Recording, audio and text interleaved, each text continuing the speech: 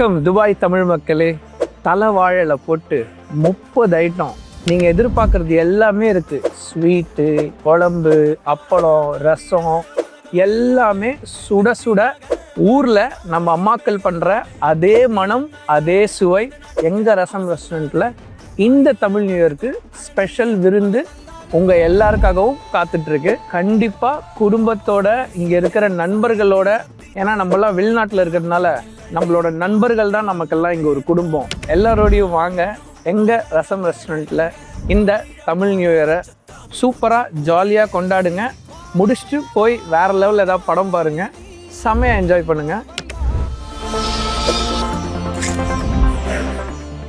இனிய தமிழ் புத்தாண்டு நல்வாழ்த்துக்கள்.